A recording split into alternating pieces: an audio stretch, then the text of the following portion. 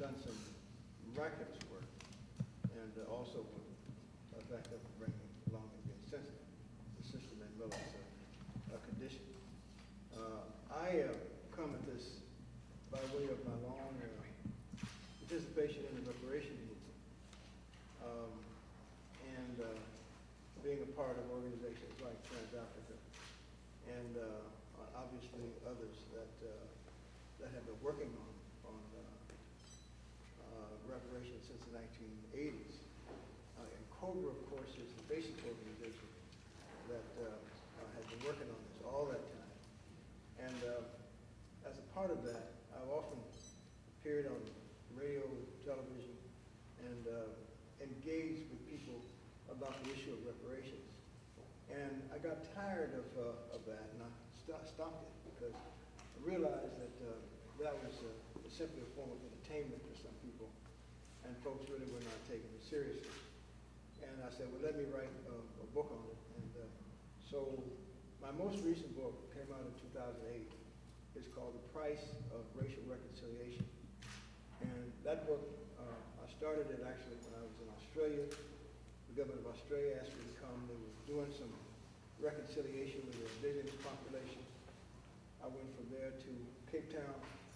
The Truth and Reconciliation Commission, headed by Bishop Desmond Tutu, was being put together, and that report was just about to come out.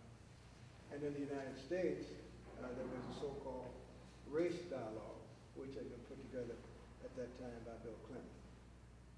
So I said, well, there's something here that requires serious work. And so myself and Darwin Fishman, a graduate student of mine, went to work in the archives. And we unearthed a whole set of many of the same documents that I have a few here today that Antoinette has been working with. They discovered that the only other book that had used these documents had been written by a Dr. Pete Daniel. Dr. Daniel is an official at the Smithsonian Institution, but you would never know that his book had been written, entitled The Shadow of Slavery. And so, but other books are now beginning to come out. She mentioned one by Doug Blackman. Doug Blackman's book has come out just 2008, and it's called Slavery by Another Name. He writes about slavery in the 20th century in Birmingham, in the Birmingham area. And so my book really looks at the NAACP, because what I discovered in writing this book on reconciliation was that people were writing to the NAACP when it was just put together in 1909. People started to write it, say, we're still here, we're still being beaten, we're still being killed, we still cannot leave, we're not being paid. These letters were floating into the NAACP. You find them in the NAACP files. Why nobody's picked them up, and made anything out of them, I don't know. But we're just now beginning to look at the longevity of slavery. You cannot stop a 400-year restitution on a dime. That's just mother wit, something we used to call mother wit. That's common sense. And it didn't. It just continued on. And so what we have is a pattern of 1865 to about 1880, which is the period of Reconstruction. After that, the southern states began to come back, and they write racist constitutions. And more important than that, you have the emergence of the Ku Klux Klan and the reign of terror and the re-enslavement of black people. That is a story that is not in any history book that I know. You have the re-enslavement of black people, massive re-enslavement of black people, occurred through concepts that we talk about, sharecropping, right? Peony, right? When you look behind these and you ask yourself, what is different? Those things and chattel slavery. What you find in the files is that people are constantly saying that this is worse than slavery. And the reason they say it's worse than slavery is because under the plantation system, there was at least a hint that you were there, you were owned as property. And whoever that was that owned you had to take care of you and your family and so forth, even though They punished you and they oppressed you. In the system of peonage, since people didn't have to take care of you, and they were only interested in your labor, then you became a disposable item. And so they could oppress you, they could kill you, dispose of you, they could do what they wanted to you as long as you worked. When you didn't work to their satisfaction, you were a disposable item. So in the first 50 years of the 20th century, a lot of black people got up out of the South and migrated. A lot of them escaping the terror that had begun to resurge and manifest itself in the South. And here again, we don't talk about the motivation for a lot of that migration. We said people migrated to the South seeking a better life. They did. But a lot of them were running away from the enslavement of their people.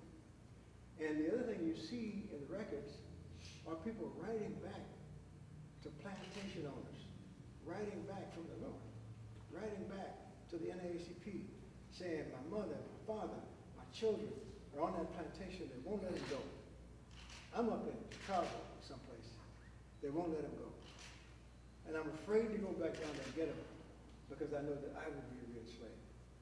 And this runs all through those letters. So I want to stop, and final thing I would say, before I just read one or two, is that I was privileged to have been asked by somebody to call me up. They said, but do you think that we have this lady who said that she was a slaver in the 26th, the 1960s, could that be true?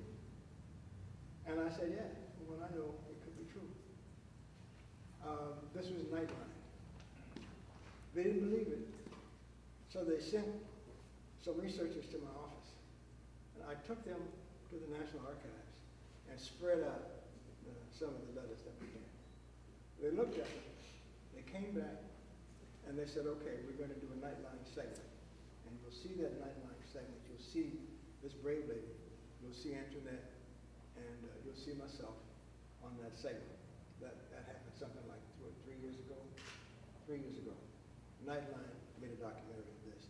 It lasted about 15 minutes or so. That's what initially brought us together. But so now let me just give you just a taste. This was 1935. This is the NAACP press release. Investigation of the reports that Negro cotton pickers are being held on plantations in Warren County, Georgia, by armed guards is being considered by the Department of Justice, according to word received here today by Walter White, Secretary of the National Association for the Advancement of Colored People. The communication signed for the Attorney General, Mac Mannon, Assistant Attorney General, is an acknowledgement of a formal complaint lodged with the Attorney General's office by the NAACP. There are a lot of these formal complaints lodged by the NAACP with the Office of the Attorney General. That is how the NAACP and the Justice Department initially got together. It was not over discrimination in the schools. It was over ending slavery. And that chapter of the NAACP's legacy has not been written. Hopefully, that's my book. It's in press with Third World Press. It's supposed to be out by July because this is the 100th anniversary of being celebrated of the NAACP. Just one final I will read to you. This has to do with the fact that many, not just in this first 50 years we're talking about,